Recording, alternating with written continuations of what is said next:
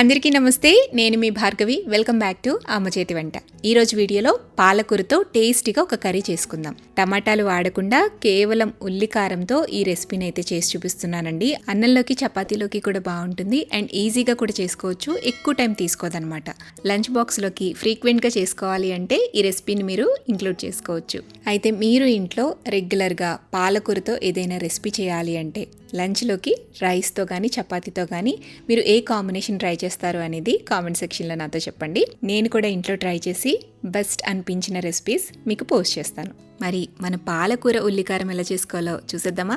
ఈ రెసిపీకి పాలకూరని చాలా సన్నగా తరుక్కోవాలండి. ఇలా ఫైన్గా తరుక్కోవాలన్నమాట. అప్పుడే ఈ కూరకి రుచి. సో నేను ఇక్కడ 250 గ్రాముల దాకా పాలకూరని తీసుకున్నాను. సో దాన్ని శుభ్రంగా కడిగేసేసి ఇలా చిన్న చిన్న ముక్కల కింద కట్ చేసేసుకుని పెట్టుకున్నాను. ఇప్పుడు స్టవ్ మీద కడాయిని పెట్టుకుని కడాయిలోకి 1 టేబుల్ స్పూన్ దాకా ఆయిల్ వేసుకోండి.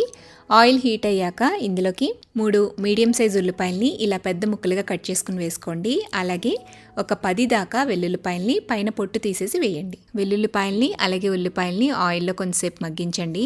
ఉల్లిపాయలు ఈ విధంగా చక్కగా వేగిన తర్వాత స్టవ్ ఆపేసేసి వీటిని పూర్తిగా చల్లారిపోనివ్వండి. చల్లారిన తర్వాత వీటన్నిటిని కూడా మిక్సీ జార్లోకి వేసుకోవాలి. ఇప్పుడు ఇందులో నానబెట్టుకున్న చింతపండు కొద్దిగా వేయండి. చిన్న ముక్క చింతపండు సరిపోతుంది.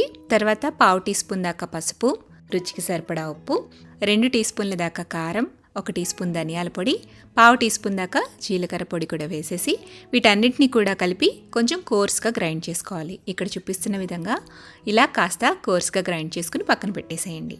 ఇప్పుడు స్టవ్ మీద కడాయిని పెట్టుకుని కడాయిలోకి 2 నుంచి 3 టేబుల్ స్పూన్ల దాకా నూనె వేసుకోండి. నూనె హీట్ అయిన తర్వాత తాలింపు గింజలు వేసుకోవాలి. పచ్చిశనగపప్పు, మినప్పప్పు, ఆవాలు, జీలకర్ర, ఎండుమిర్చి వేసి వేయించండి. తాలింపు వేగిన తర్వాత కొద్దిగా ఇంగువ అలాగే కరివేపాకు వేసేసి ఒక్కసారి కలిపేసేయండి. ఆ తర్వాత మనం సన్నగా తరిగి పెట్టుకున్న పాలకూరని వేసుకుని ఆయిల్లో ఫ్రై చేయాలి. బాగా ఫ్రై చేయాలండి. నూనె సపరేట్ అయ్యేంత వరకు కూడా బాగా వేయించాలన్నమాట. మూత పెట్టుకుంటూ మధ్య మధ్యలో కదుపుకుంటూ మీడియం ఫ్లేమ్లో పెట్టి ఫ్రై చేయండి. ఇలా పాలకూర అనేది బాగా దగ్గరికి అయిన తర్వాత మనం గ్రైండ్ చేసి పెట్టుకున్న ఉల్లి ముద్ద మొత్తాన్ని కూడా వేసేసేయాలి.